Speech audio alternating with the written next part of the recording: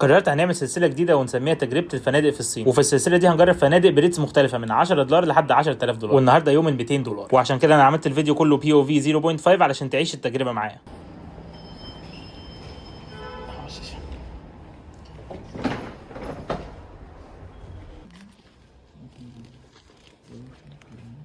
应该是明泽用邓超。邓超，对，我的中文名。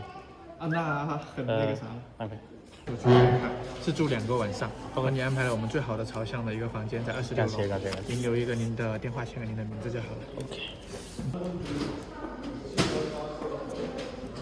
谢谢。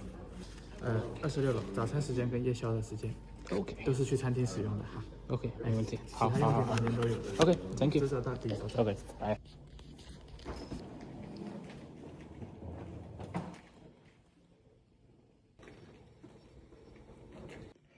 جت اللحظة الحاسمة على تعالوا نشوف. بسم الله.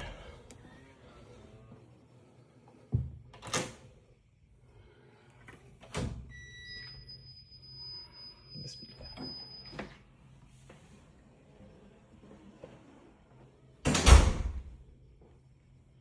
مطبخ. اوكي مطبخ. تعال نشوف بس المنظر بيبص على ايه عشان اوف.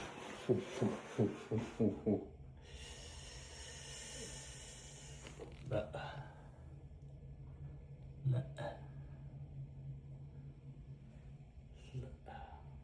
ما شاء الله، ده اسمه مطبخ. هنعمل فيديو كامل عن الموضوع ده، لسه في مايكرويف وحاجات، بتابعوا الفيديو. ده تقريبا دولاب اجس. اوكي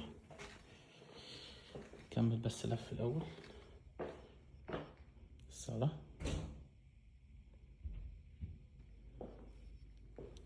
اوضة النوم،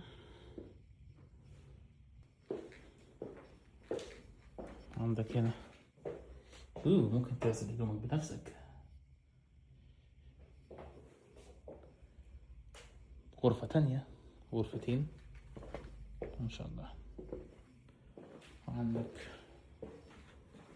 حمام، واكيد طبعا اوتيل زي ده هيبقى فيه جيم وحمام سباحه والحاجات دي كلها. ولو حابب تيجي الصين بس عايز تتعلم صيني الاول، اللينك عندك في البايو. وعرفوني بقى تحبوا الريفيو بتاع الفندق اللي جاي يكون بكام. سلام.